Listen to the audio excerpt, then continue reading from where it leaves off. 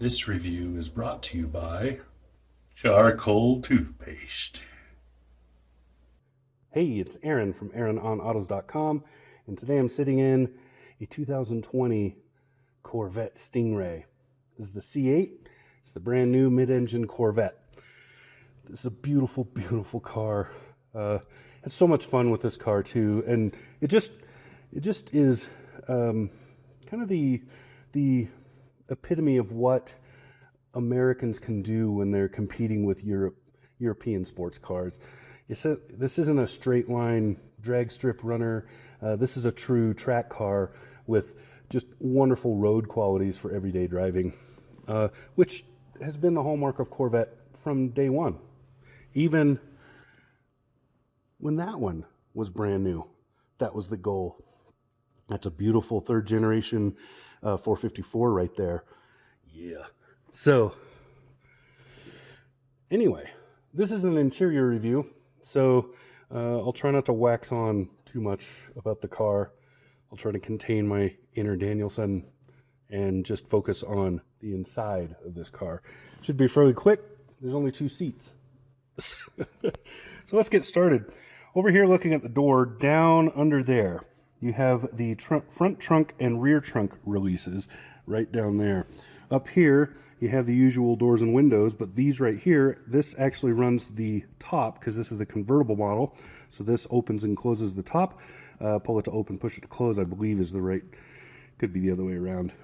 This is the little back window. So in the back of the car, right there is that window glass. You can roll it up and down as you see fit.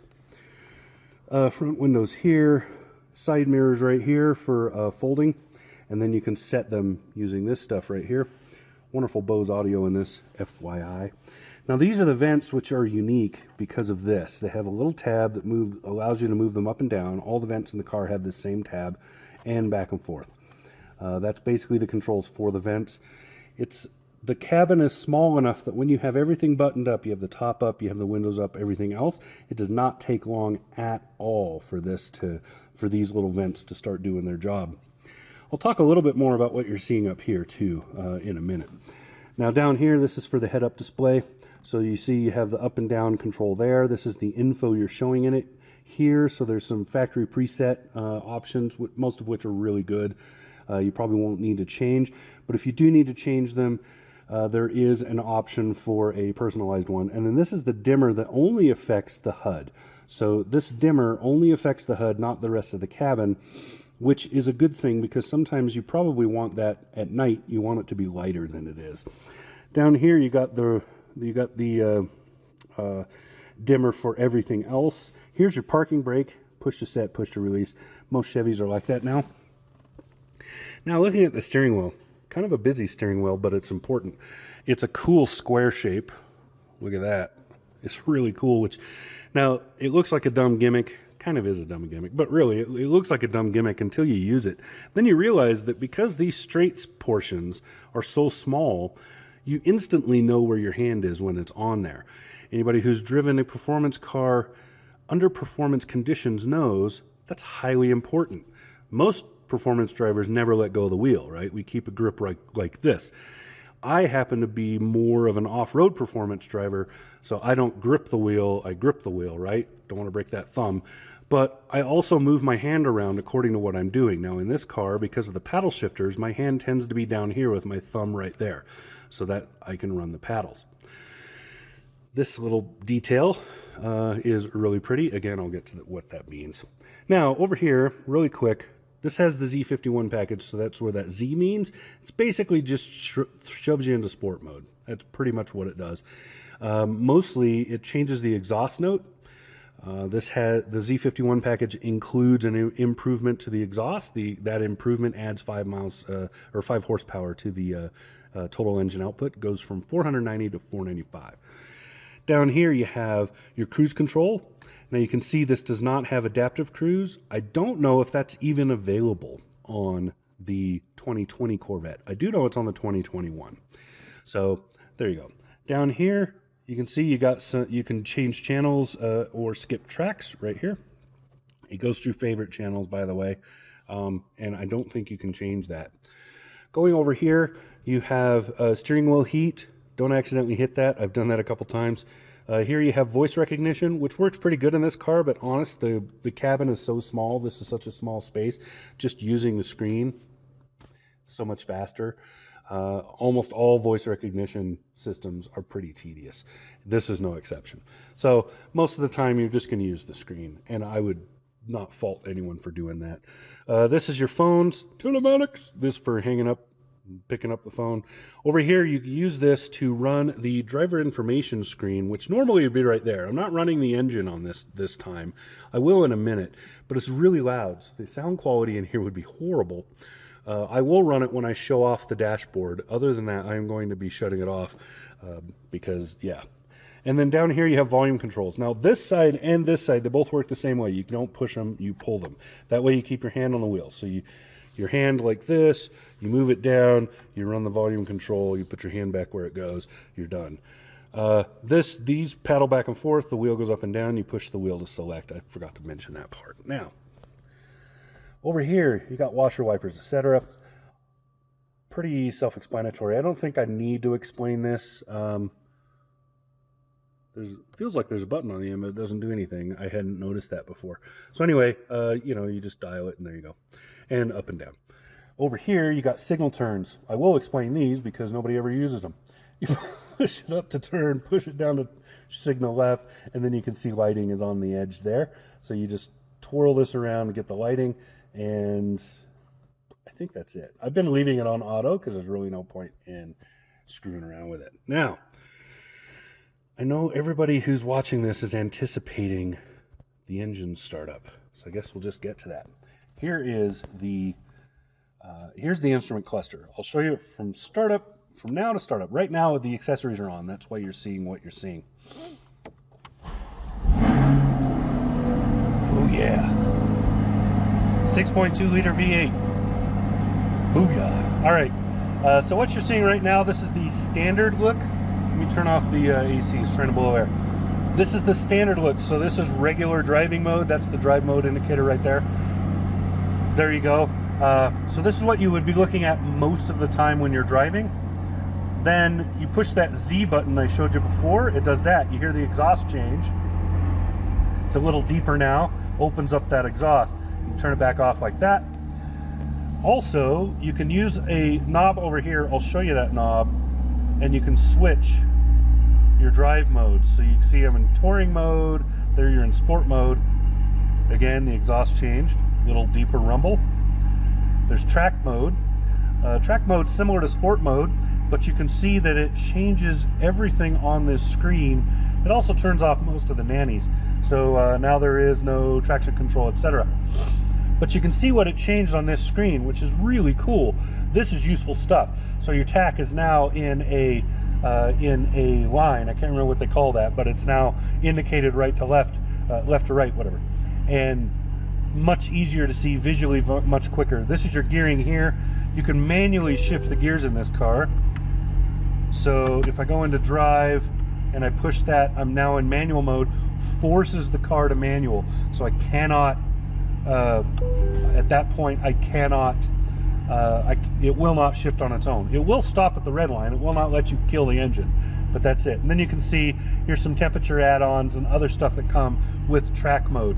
Going back to sport mode, the big change here is the tachometer gets a little more prominent, changes color, and that's about it. Otherwise, it's pretty much the same stuff.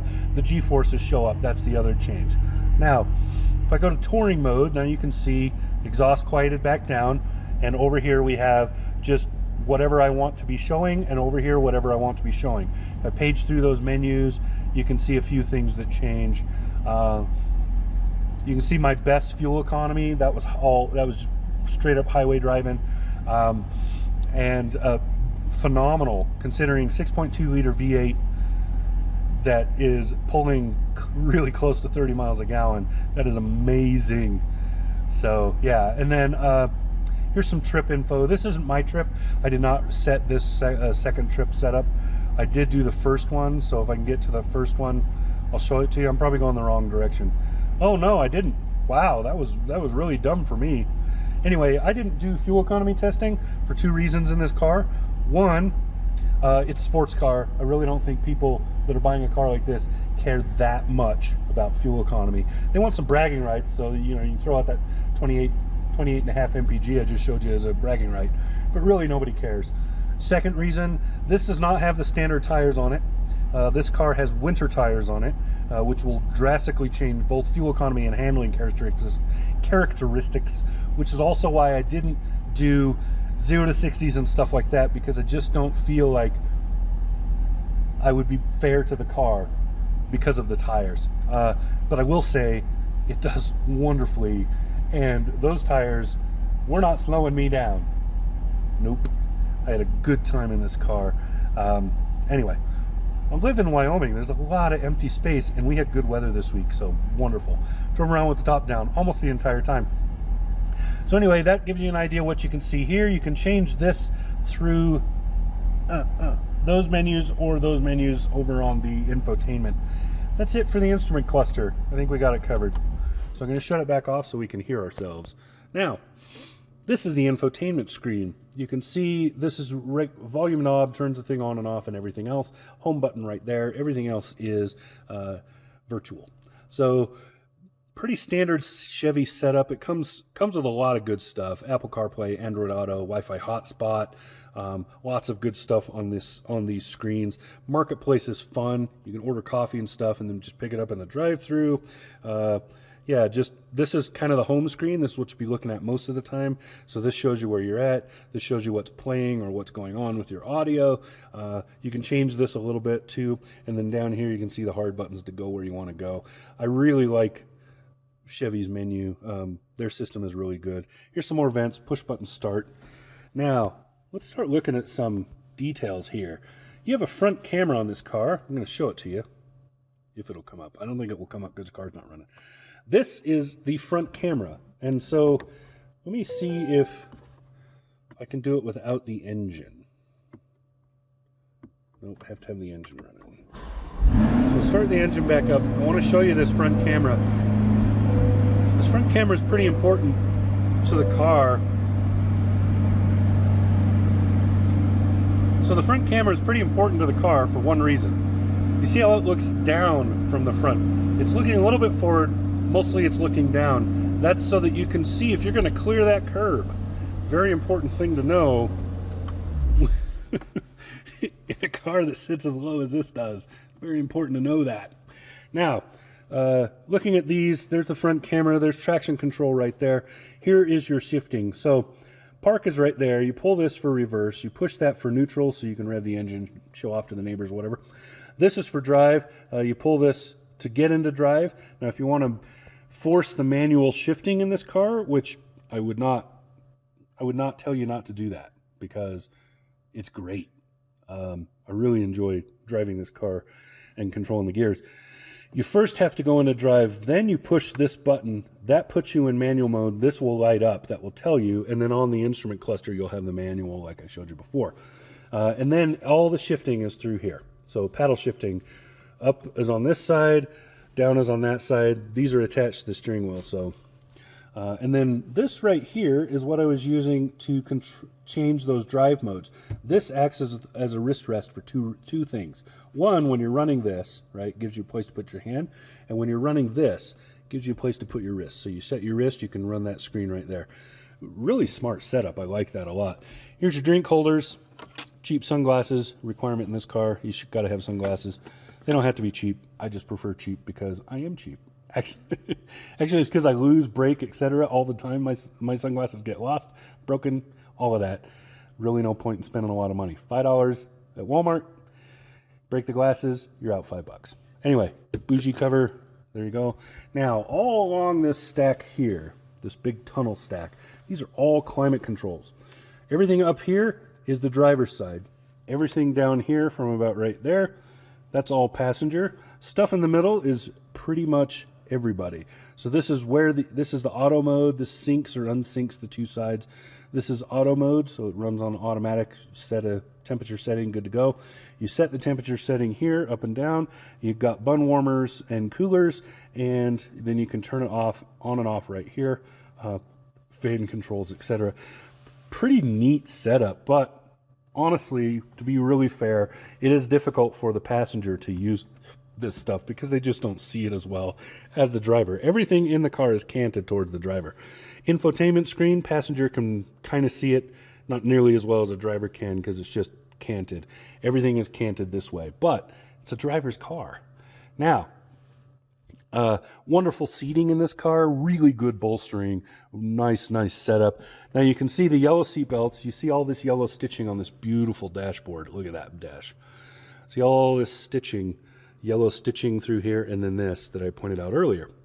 There are also yellow brake pads on this. All of those are add-ons. You add those on top of a Z51 package.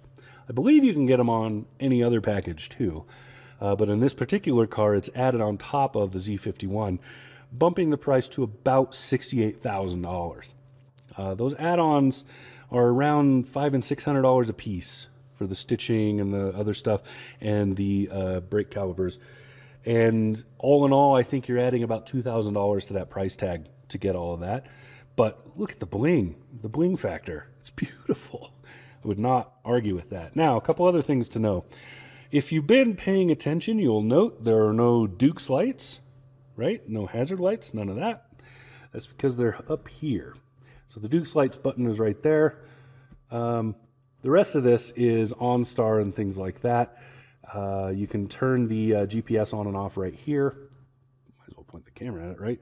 Now, another thing, this is the convertible model. The convertible model is slightly different than the hardtop model. One thing that's different is that the convertible does not have a, the convertible does not have a permanent rear view camera. Now it has a backing camera, but there's also a camera that when the top is up, this turns into a camera screen rather than a camera. And that's because the view out the back is really limited and narrow, especially with the top up. And so there's a camera on the top that projects to this, gives you a much better view of what's going on behind you. Wonderful setup. I really like that. It's smart. Now in the coupe, that's a permanent fixture. In this, it only works when the top is up. So a couple other things to note. How do you open the door? Here's the door memories over here. I kind of skipped on that. But how do you open the door? I get this question a lot. Here's the door locks. This button right here opens the door. You push it and you shove on the door.